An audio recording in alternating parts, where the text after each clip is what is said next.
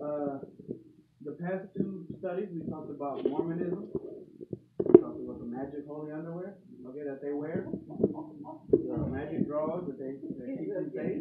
Okay. We talked about the fact that Mormons, they're not too keen on black people. Nowadays, they say, they're cool, but that's not what their literature says. Okay. We also talked the week before about Jehovah's Witnesses and how really out of touch with reality they can get. But this week, as you can see from the computer, we're going to talk about the Roman Catholic Church. It's the origin and some of its beliefs. This teaching is going to be put in two because they have so much stuff that it will just make your head spin. Questions, comments, and complaints. If you have any questions, please wait till after the Bible study so we can answer it appropriately. Any comments, okay, that you want to make about a certain thing that is said here, please wait till after the Bible study so you can make your point. And complaints, there's really a thing of them. So, I'll get started.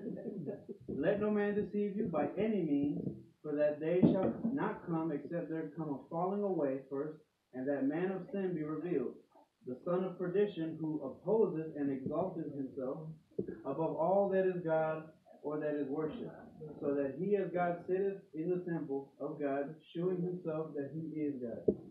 Okay. Everybody get that? Yeah. Right? Okay, so this is the verse that is commonly used to describe Catholicism. Okay? Basically everything built on one man, a lot of lies that are being told that glorify not God but themselves. As we've seen many times before, it's at times hard to tell between a true Christian religion and the Christian copies and Christian perversions. People in the Bible had the same problem. Many false teachers getting up and copying the true gospel to fit their beliefs. It's cutting off a little piece of it. Matthew 7:15-17. Beware of false prophets who come disguised as harmless sheep but are really vicious wolves. You can identify them by their fruit, that is, by the way they act. Can you pick grapes from thorn bushes or figs from thistles? A good tree produces good fruit, and bad tree produces bad fruit. Now, let's break this down. A lot of times we want to know, so who can we trust as a Christian? Okay, who is telling the truth? Right? Not just as in what they're teaching, but as in the character and the creed and personality of the church, right? Or people. Everybody understand what I'm saying? Everybody ever wonder, like, am I doing the right thing? Is this person a good person to trust? Right? Well, the Bible explains it. You can judge them by their fruit, okay? Sometimes God will give you revelation that, hey, people need to stay away from them. But the majority of the time, watch what comes out. What do they produce?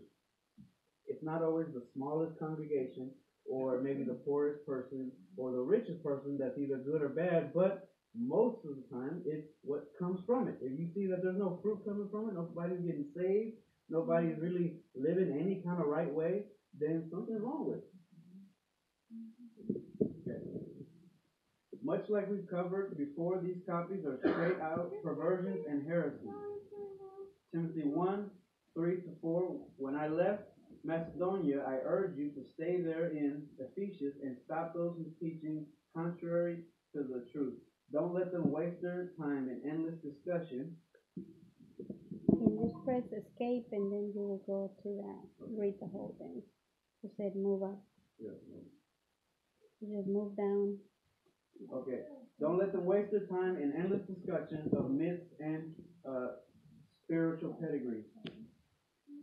Sorry about the technical difficulties. This is I said that so nicely, technical difficulties. That sounded so south of the border, man. Forgive me, Lord. These things only lead to meaningless speculations which don't help people live a life of faith in God, okay? At that time, there was a lot of people saying, oh, I'm a direct descendant of Jesus. I'm a direct descendant of Peter, of all these guys, or I'm spiritually in line with Jesus. You know, people who are basically saying you can track my bloodline or track my spiritual bloodline to these people and trying to say, you know, these people are really these kind of people, basically making their flesh holy, okay? Changing up God's very, doctrine and teaching. We have it today with the Hebrew Israelite movement. Anybody ever heard of them? Hebrew Israelites is a big group, organization, religion teaching that, black people are the original Israelites, right? That's where all this black Jesus comes from and all that stuff, and couldn't be more wrong about it. But that's why we have the Bible so we can learn. So you see, that was even in these days.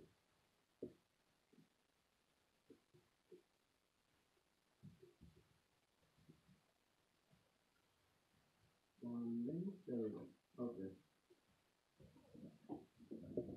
Okay. The Roman Catholic Church is a big perpetrator when it comes to twisting something in the Bible and outright just going against what God says. Okay? In the Bible, God talks about, for some people, don't put ash on your head. And what do they have? They put ash on their head. You people walking around with that little white dot on their head. Anything that the Bible says, Catholics almost take it and just go and do it. You know what I'm saying? Kind of like a kid when you say, don't have any cookies before dinner, and he's there with the cookie jar just munching away at it. Malachi 3:18. Then you will again see the difference between the righteous and the wicked, those who serve God and those who do not.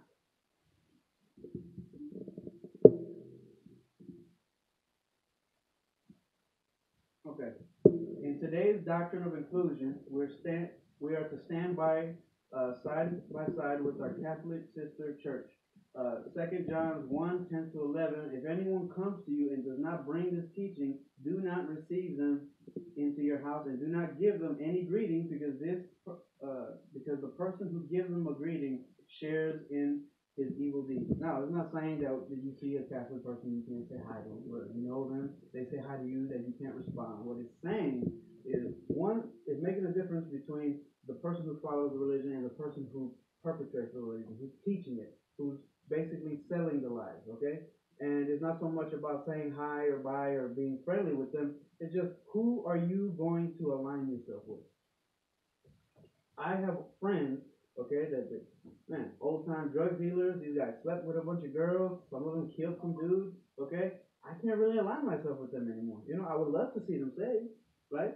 But at the same time, that's until they do get saved, that's where this relationship ends, okay? And the same thing with a person of another religion. I've had friends before that were Buddhist, and God convicted me, like, you know what, you're hanging around a lot around this guy. You're not trying to really get him saved, and you're kind of just, going with the flow. You need to either, back up a little bit, don't get too involved, or start talking to him about Christ, And a lot of times we have to do that, kind of convict ourselves or let God convict us.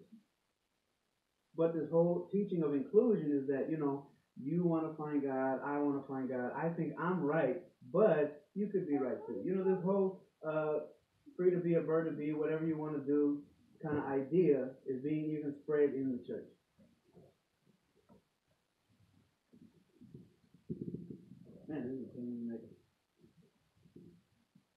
Okay, while many Catholic people are very good, God-fearing people, and many do love Christ, even many priests and nuns are nice people who love the Lord and dedicate their lives to serving Him.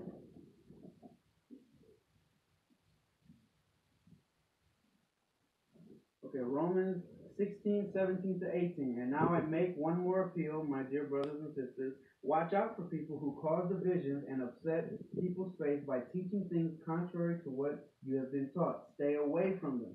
Such people are not serving Christ our Lord, and they are serving their own personal interests. By smooth talk and glowing words, they deceive innocent people. A lot of times, there's many pastors that you see on TVN, pastors you see on churches that we go to, that they preach to people with itching ears, okay? And what that means is they'll preach to you what you want to hear.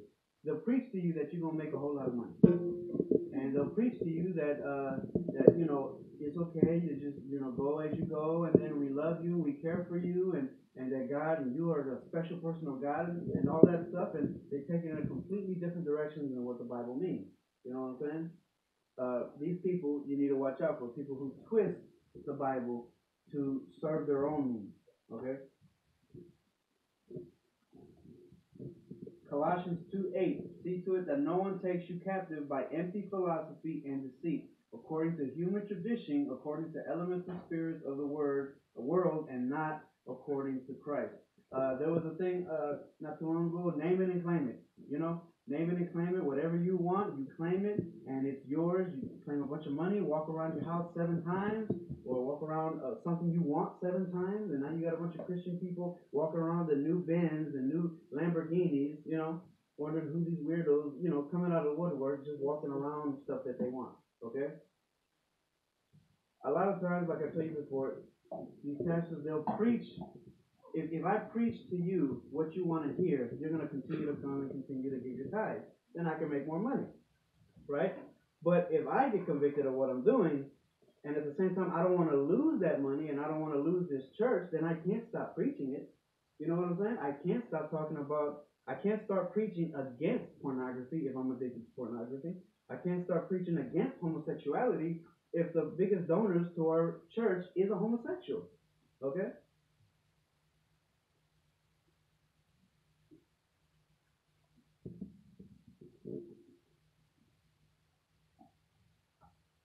Okay. But error brings error, and dysfunction brings dysfunction.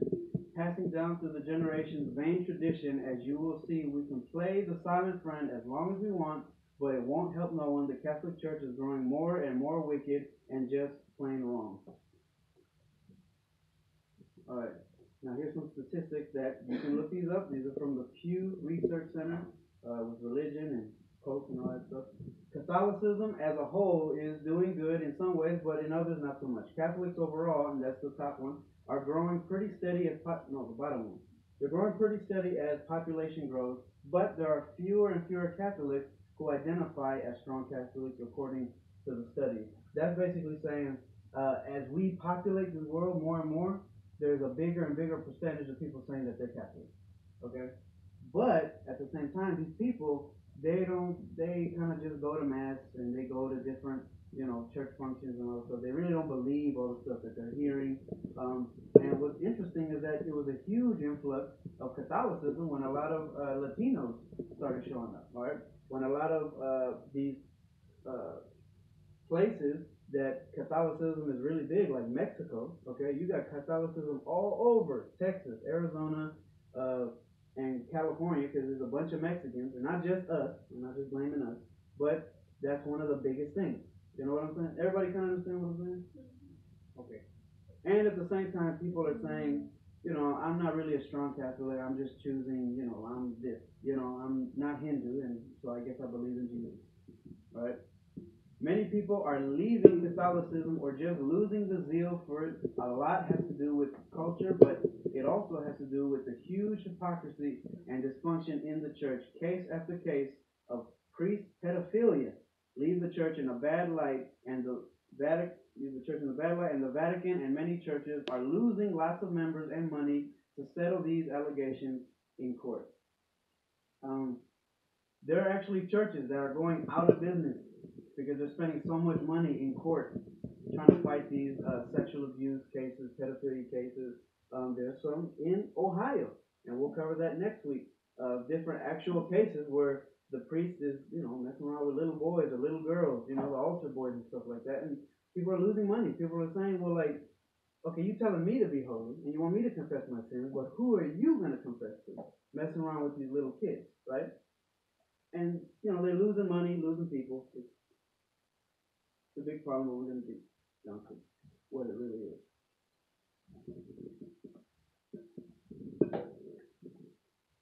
Okay, the church also leans farther and farther left.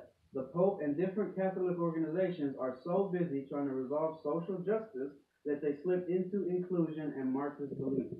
Marxism, for anybody who doesn't know what it is, the political economic theories of Karl Marx and Friedrich Engels, later developed by their followers to form the basis and theory and practice of communism. So, let me just explain this real quick. A lot of people say, okay, how are you, if you're leaning left, if you're a leftist, you know, a liberal person, how do you become a socialist, all right, or a fascist, all right, somebody into communism? How do you do that? Nobody can really get the tide right, okay? So here's how it is. Let's say Brandon over here, just say everybody's working, everybody makes great money, okay?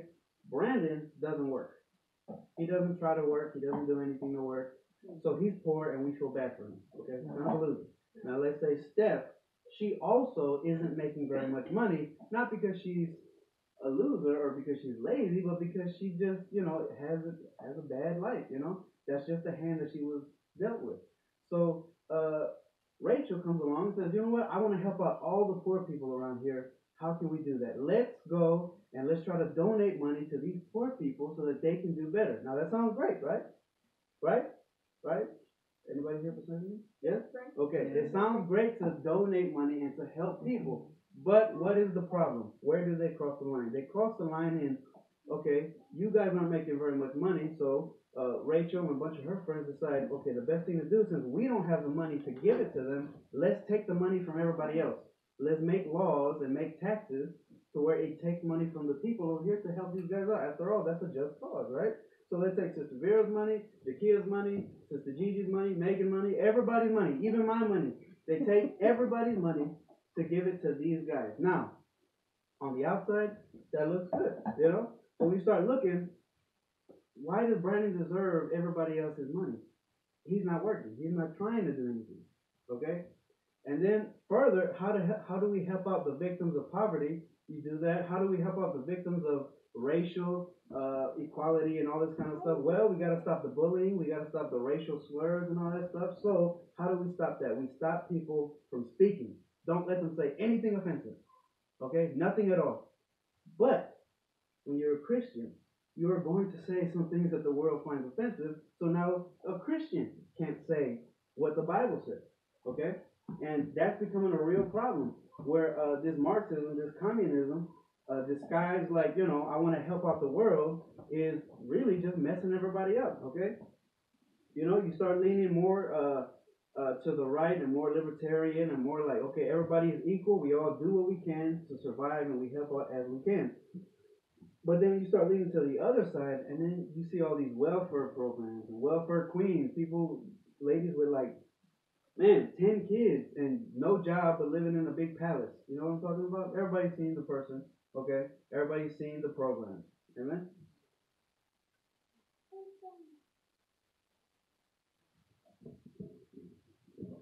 Okay, around the 4th centuries, true Christians were being murdered and left and right by the Romans who saw our faith as a threat to their authority, and then by the Jewish who refused to accept Christ. So the Romans and the Jewish people were killing all the Christians, okay? But then arose the leader, Constantine, and he chose to identify with these Christians, and he converted, thus making Christianity legal. So at this time, for doing what we're doing, right, reading the Bible, preaching, doing all this stuff, singing praises to God, in this time, we would have been killed for it. Thrown to the lions, crucified, beheaded, all that stuff, okay? But this leader, Constantine, came to power, and he thought, you know what, it's Christianity. I like it, man. It sounds good. It makes me feel good. So he not only got saved, but he established the church. And he made Rome a Christian nation. Well, there was a problem with that. That while this ended the mass murder of Christians, this move allowed many weakened warrior Christians and twists in true doctrine to get in bed with early churches.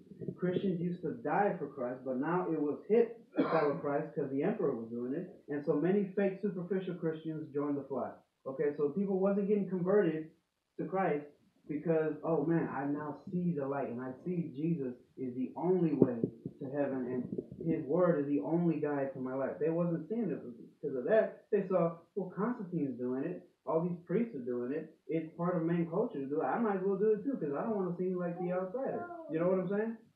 And at the same time, these people weren't getting true conviction. Okay?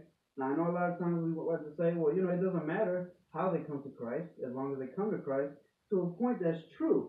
But at the same time, you got to make sure that they actually do accept Christ. Everybody understand what I'm saying? Okay.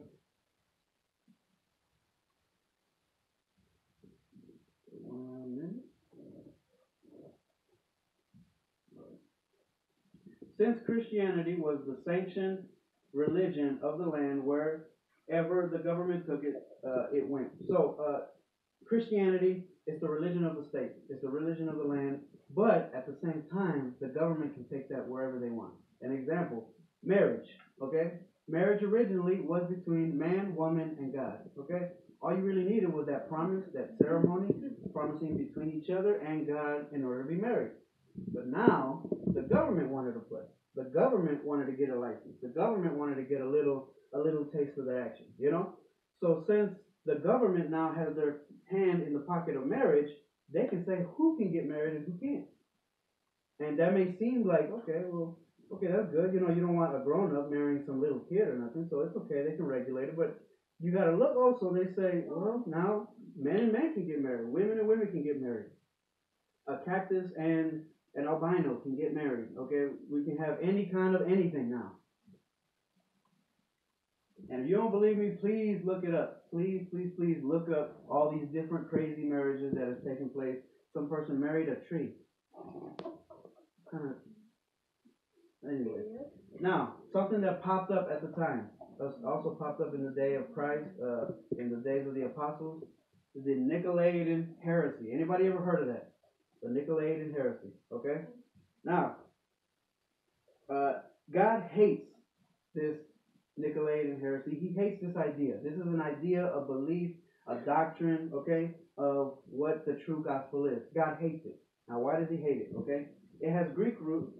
Nico means to conquer or victory. Laos means common folk or simple folk. And that's where we get the word a lay person, okay? When a doctor is explaining all this cardiovascular, composite kind of stuff that you don't really understand, and you say, well, explain it to me like I'm a lay person. That means a simple, common, not uneducated person, okay? Or in layman's terms. Everybody understand? Okay. So this doctrine, the Nicolaitan heresy, means that the church body or common folk are to be governed only by learned, educated Bible scholars. That doesn't mean that you can study the Bible and learn. That means only certain people who have reached this level can be allowed to learn.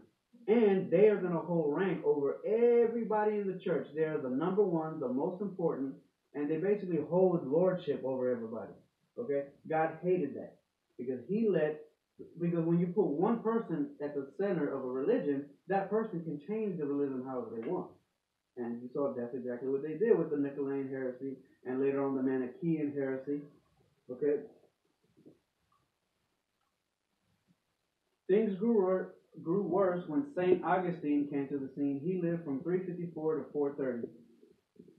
Before being saved, he was involved in the Manichaean heresy, what I just talked about, which is early Gnosticism. They believe that the spirit is all holy, but the body is low and evil, along with its desires and needs. According to them, the only way to balance the two was to give in to any fleshly desire, no matter the depravity. They believe, okay, soul is good, it's great, but the body sucks. Man, you're going to do all this craziness and sin and stuff. How can we balance the two? How can we do this? Okay, well, let's just give in to anything because our will is a part of our soul.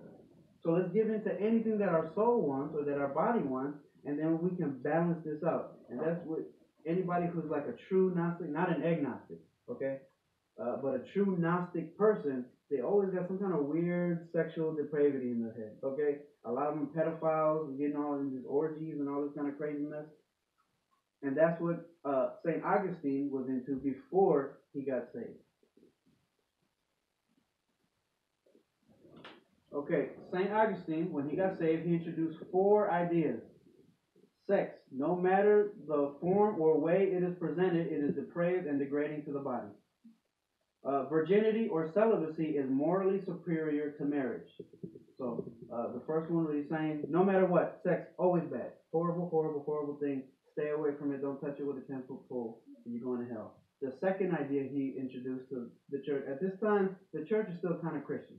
Okay? It hasn't went full and, craziness and become Catholic doctrine. He explained virginity or celibacy is morally superior to marriage, saying, okay, as long as you stay away from sex, stay abstinent from marriage and sex and all that stuff, and you're going to be better than everybody else. You're more holy. He came up with a church state or an established religion for the land. He was the one that is talking about, again, of the government decides what religion you're going to take part in, and that's going to be the religion of the government and of the land. He taught that man is completely and unredeemingly evil. So he was teaching that, like, no matter what, there's nothing you can do to ever become like Christ. But as we know from the Bible, when you accept Christ as your Savior, you become like Him. You take on His purity.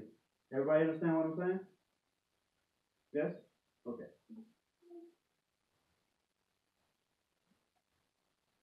Okay, because of his past life, he had a disdain for sexuality and struggled with it daily. People who have this thing where they're like, oh no, stay away from things. You know, a lot of times, not all the time, but a lot of times, it's something that they struggle with. Okay? So he struggled with sexuality for almost all his life. And so he based a lot of his soon-to-be Catholic views around sexuality, and this echoed today as we see in the Roman Catholic Church, or RCC. They have so many sexual problems. Look all through the church, all through the Catholic Church. There's been rumors of different monasteries and cathedrals and places where the priests sleep on one side, all right, of the land, and then the nuns sleep on the other side. But there's little tunnels going underneath where the priests can go visit the nuns and, you know, do all this kind of crazy stuff. Now, let's explain something real quick. Chastity and celibacy. People don't understand the full difference between the two. Chastity means to remain without sex if not married, or to be sexually pure, only having sex with your spouse if you are married. All right, that's what chastity means. Celibacy just means to never be married. So, at these times, and even today, a lot of priests are saying, oh, I took a celibacy, a vow of celibacy. You know, well, that doesn't stop you from having sex. That just stops you from being married. So they can have all the crazy nasty sex they want, but as long as they don't get married, they're cool, okay? They're all right with God. 1 Timothy 4:1-3, the Spirit clearly says that in later times some will abandon the faith and allow deceiving spirits and things taught by demons. Such as things come through hypocritical liars whose consciences have been seared with a hot iron. They forbid people to marry and order them to abstain from certain foods, which God created to receive with thanksgiving by those who believe and who know the truth. Okay? God was not abstaining anybody from sex. He just put guidelines to it. He wasn't abstaining anybody from eating any kind of food. Okay? But he just put certain guidelines to it. For instance, if you look all through the Bible, eating any kind of blood is bad. Okay? Because the blood is a soul. Amen? Everybody understand? Okay, and in German culture, there's something as blood sausage, right? That's no. Okay, we can't do that. This isn't pertaining to that, because this, later on, Jesus talked about that you still don't eat the blood. You can eat anything you want, but you can't eat the blood. And the same thing goes for sex. He just put guidelines to it.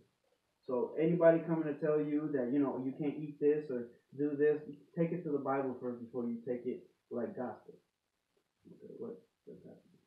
There we go. According to this Gnostic belief, anything to do with sex or flesh is evil all the time, including women. Now, I'm not saying this, okay? I know we got the biggest percentage of ladies here, and I'm just like, there's just one guy here, and Brendan. Okay. And the boys. And the boys. Well, he's not in the room. Oh. According to the Gnostic belief, anything to do with sex or flesh is evil, including women, because you can't have sex without them. That's for the most part. You know, people can invent new ways of evil, and they produce the flesh, which is the babies. So, according to this belief or ideology, women they're not very good. Okay, this Augustine guy has been known to call women sacks of dirt. Okay, he's a greaseball. Okay, kind of a dirtbag. Okay. In 836, the Council of Aix-la-Chapelle, I hope I pronounced that right, explained that abortions were on the rise in monasteries to cover up the sexual sins of the priests. So nuns, people in the little villages and all this stuff, they were getting abortions because they didn't want to show that the priest or father, is going around sleeping with all these little girls. Okay? Or sleeping with the nuns. That still happens today. Still. Many key figures in the Roman Catholic Church, in Roman Catholic history, strictly taught celibacy and enforced it with many decrees from popes. The only way at the time to be priests was to never marry, but still many priests got married. They took a poll, and 50% of the priests at that time were married, but they were secretly married. You'll see why. In 1042, Pope Urban II had the wives of the priests sold into slavery and their children thrown in the street. So this guy actually had the nerve to go to all these monasteries, take the wives, sell them into slavery, and basically just toss the kids to the trash. Okay? That's why you be careful with who you put as your head or who you put as in charge of you. Okay. 1 minute. In 375, the idea of praying to saints and angels and dead people became doctrine. Timothy 2:5, there is one God, there is also one mediator between God and human beings, a human, the Messiah Jesus. Revelations 9:10, then I bowed down at the angel's feet to worship him, but he said to me, do not worship me. I am a servant like you and your brothers and sisters who have the message of Jesus. Worship God because the message of Jesus is the spirit that gives all prophecy. Acts 10:25-26, when Peter centered Cornelius, met him and fell at his feet and worshipped him, but Peter helped him up, saying, stand up, I too am only human. Now, I'm pretty sure that any Catholic who calls himself Christian could read this and see that there's a problem, right? You can see, okay, angels, we pray to angels, because they pray to angels, and you can't do that, and you can't pray to just any servant or even a saint, Saint Peter, right? Which now that office of Saint Peter is held by the Pope. But you see in the Bible, it's teaching strictly against it. Okay. In 593, that's the year, the doctrine of purgatory, doctrine of purgatory was introduced. According to this, no matter who you are, you go to hell for a while, and you can serve your time, or be prayed out, or bribed out. John 5:24, I tell you the truth, those who listen to my message and believe in God who sent me to an eternal life, they will never be condemned for their sins, but they have already passed from death to life. Everybody heard about the idea of purgatory, right? Right? Okay. It's a complete racket. The Bible never mentions it, and in this belief, there is no salvation. Okay? Souls can be cast to purgatory, which is hell. They explain it as every bit as bad as hell. For hundreds of years, Roman Catholicism is already a work-based religion. Okay? So you don't get saved by Jesus Christ's sacrifice. You get saved by how many Hail Marys and all this kind of stuff that you can do, just by doing stuff for the church. And now even your works can't save you. So no matter what you do, you just damned to hell. That sounds like a religion that's like you really want to be part of? Anybody at all? No. This is spiritual kidnap and ransom. The church wants to have your soul